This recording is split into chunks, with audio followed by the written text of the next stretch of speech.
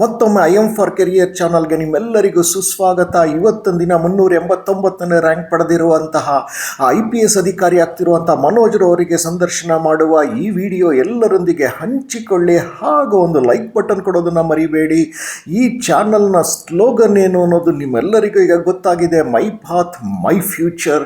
ಈ ವಿಡಿಯೋ ನೋಡಿದ ನಂತರ ತಮ್ಮ ಅನಿಸಿಕೆಗಳನ್ನು ಕಾಮೆಂಟ್ ಬಾಕ್ಸಲ್ಲಿ ಕೊಡೋದನ್ನು ಮಾತ್ರ ಮರಿಬೇಡಿ. ನೀವು ಈಗ ಮನೋಜ್ ಅವರೊಂದಿಗೆ ಮಾತನಾಡೋಣ ಬನ್ನಿ. ಸಾಧಾರಣವಾಗಿ ಹೇಳೋದುಂಟು, ಈ ಸೆಲ್ಫ್ ಕೋಚಿಂಗ್ ಅಂದರೆ ಸ್ವತಃ ಸ್ವ ತಯಾರಿ ಅಂತ ಹೇಳಿ ಸೆಲ್ಫ್ ಸ್ಟಡಿ ಅಂತ ಕರೀತಾರೆ ಅದಕ್ಕೆ. ಸೊ ಸೆಲ್ಫ್ ಸ್ಟಡಿಗೂ ಈ ಕೋಚಿಂಗ್ ಕ್ಲಾಸಸ್ಗೆ ಹೋಗೋದಕ್ಕೂ ಏನಾದ್ರು ವ್ಯತ್ಯಾಸ ಇದೆಯಾ? ಮನೋಜ್ ರವರು ಸೆಲ್ಫ್ ಸ್ಟಡಿ ಮೇಲೆ ನಂಬಿಕೆ ಇಡ್ತಾರ ಅಥವಾ ಕೋಚಿಂಗ್ ಮೇಲೆ ನಂಬಿಕೆ ಇಡ್ತಾರ? ಎರಡನ್ನೂ ಬಳಸ್ಕೊಳ್ತಾರ. ಯಾತಕ್ಕೆ ಅಂತಂದರೆ ಕೆಲವರು ಈ ತಯಾರಿ ಮಾಡಿಕೊಂಡೇ ಅವರೇ ಸ್ವಂತ ತಯಾರಿ ಸೆಲ್ಫ್ ಸ್ಟಡಿ ಮಾಡ್ಕೊಂಡಿದ್ದಾನೆ ಸಾಧನೆಗಳನ್ನು ಮಾಡಿರೋ ಅಂಥವ್ರ ಸಂಖ್ಯೆಯೂ ಸಾಕಷ್ಟಿದೆ. ಹಾಗೆ ಕೆಲವರಿಗೆ ಕೋಚಿಂಗಿನ ಅಗತ್ಯ ಇರುತ್ತೆ, ಕೋಚಿಂಗಿನ ಮಾರ್ಗದರ್ಶನ ಭಾಳ ಬೇಕಾಗಿರುತ್ತೆ. ಈ ಕೋಚಿಂಗಿನ ಮಾರ್ಗದರ್ಶನ ಆದಷ್ಟು ಕೂಡ ಅವರಲ್ಲಿ ಹೆಚ್ಚು ಪ್ರೇರಣೆ ಸಿಗುತ್ತೆ, ಅಲ್ಲಿಂದ ಅವರು ಸಾಧನೆಯನ್ನು ಮಾಡ್ತಾರೆ. ಸೊ ಎರಡೂ ರೀತಿಯ ವ್ಯವಸ್ಥೆಗಳಿದೆ ಇಲ್ಲಿ. ಹಾಗಾದರೆ ಮನೋಜ್ ರವರ ಪ್ರಕಾರ ಯಾವುದು ಸರಿ, ನಾವು ಯಾವುದಕ್ಕೆ ಹೆಚ್ಚು ಒತ್ತು ಕೊಡಬೇಕು, ಯಾವುದಕ್ಕೆ ನಾವು ಗಮನಿಸಬೇಕಾಗತ್ತೆ ಅನ್ನೋದನ್ನು ತಿಳ್ಕೊಳ್ಳೋಣ ಬನ್ನಿ.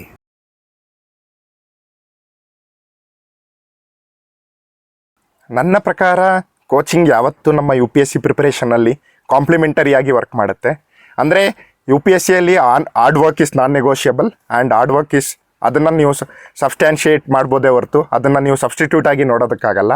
ಅಂದರೆ ನಾನು ಯಾವತ್ತೂ ಕೂಡ ಒಬ್ಬ ಸ್ಟೂಡೆಂಟ್ UPSC ಪ್ರಿಪೇರ್ ಆಗ್ತಾ ಇದ್ದಾರೆ ಅಂದರೆ ನಾನು ಅವ್ರಿಗೆ ಏನು ಸಜೆಸ್ಟ್ ಮಾಡ್ತೇನೆ, ಫಸ್ಟ್ ನೀವು ಕೂತ್ಕೊಳ್ಳಿ, NCERT class 9th class 12th ತನಕ ನೀವು ಸ್ಟಡಿ ಮಾಡಿ.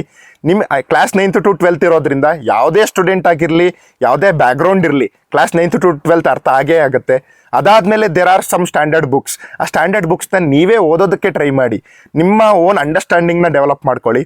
ಅದಾದಮೇಲೆ ಯಾವ ಸಬ್ಜೆಕ್ಟಲ್ಲಿ ನಿಮಗೆ ಅರ್ಥ ಆಗ್ತಾ ಇಲ್ಲ ಆವಾಗ ಕೋಚಿಂಗಿಗೆ ಹೋಗಿ. ಕೆಲವು ಸಲ ಏನಾಗುತ್ತೆ ಅಂದರೆ ಕೆಲವು ಸ್ಟೂಡೆಂಟ್ಸ್ ಏನು ಅನ್ಕೋತಾರೆ ಅಂದರೆ, ನಾನು ಒಂದು ರೆಪ್ಯೂಟೆಡ್ ಇನ್ಸ್ಟಿಟ್ಯೂಷನಲ್ಲಿ ಕೋಚಿಂಗ್ ತೊಗೊಬಿಟ್ರೆ ನಂದು UPSC ಕ್ಲಿಯರ್ ಆಗುತ್ತೆ ಆ ಥರ ಅನ್ಕೋತಾರೆ. ಬಟ್ UPSC ಯಾವತ್ತೂ ಕೂಡ ನಮ್ಮ ಓನ್ ಥಿಂಕಿಂಗ್ನ ರಿವಾರ್ಡ್ ಮಾಡುತ್ತೆ ಹೊರತು ನಾವು ಬೇರೆ ಕಡೆಯಿಂದ ಏನು ಮೆಟೀರಿಯಲ್ಸ್ ತೊಗೊಂಡು ನೋಟ್ಸ್ ತೊಗೊಂಡು ಪ್ರಿಪೇರ್ ಆಗ್ತೀವಿ ಅದನ್ನು ರಿವಾರ್ಡ್ ಮಾಡಲ್ಲ. ಇದು ಕ್ಲಾಸ್ 10th ಬೋರ್ಡ್ ಎಕ್ಸಾಮ್ ಥರ ಅಲ್ಲ, ನಮ್ಮ ಡಿಗ್ರಿ ಎಕ್ಸಾಮ್ ಥರ ಅಲ್ಲ. ಇಲ್ಲಿ ನಮ್ಮ ಓನ್ ಥಿಂಕಿಂಗಿಗೆ ಒಂದು ಬೆಲೆ ಇರುತ್ತೆ. ಸೊ ಅದರಿಂದಾಗಿ ಕೋಚಿಂಗ್ ಅವರು ಏನೇ ಮಾಡಲಿ ಅದನ್ನು ಕೂತ್ಕೊಂಡು at the end of the day ಕೂತ್ಕೊಬಿಟ್ಟು ಅವರು ಹೇಳಿರೋದನ್ನ ರಿವೈಸ್ ಮಾಡೋದು, ನಮ್ಮ ಓನ್ ರಿಸರ್ಚ್ ಮಾಡೋದು, ಅದ್ರ ಜೊತೆಗೆ ಅವ್ರು ಸರ್ ಏನು ಹೇಳಿದ್ದಾರೆ ಅದಕ್ಕಿಂತ ಎಕ್ಸ್ಟ್ರಾ ಡೀಪ್ ಹೋಗಿ ಅರ್ಥ ಮಾಡ್ಕೊಳ್ಳೋದಕ್ಕೆ ಟ್ರೈ ಮಾಡೋದು. ಆ ಥರ ಮಾಡಿದಾಗ ನಮಗೆ UPSC ಕ್ಲಿಯರ್ ಮಾಡೋದಕ್ಕೆ ಹೆಲ್ಪ್ ಆಗುತ್ತೆ. ಇಲ್ಲ ಅಂದರೆ ಏನಾಗುತ್ತೆ, ನಾವು ಕೋಚಿಂಗ್ ತೊಗೋತೇವೆ 2 years 3 years ಕೋಚಿಂಗ್ ತೊಗೊಂಡ್ಮೇಲೂ ಕೂಡ ನಮಗೆ ಆ ಸಬ್ಜೆಕ್ಟ್ಸ್ ಬಗ್ಗೆ ನಾಲೆಡ್ಜ್ ಇರುತ್ತೆ, ಬಟ್ ಆ ನಾಲೆಡ್ಜ್ನ ಯಾವ ಥರ ಕನೆಕ್ಟ್ ಮಾಡಬೇಕು ಅನ್ನೋ ಒಂದು ಪರ್ಸ್ಪೆಕ್ಟಿವ್ ಡೆವಲಪ್ ಆಗಿರಲ್ಲ.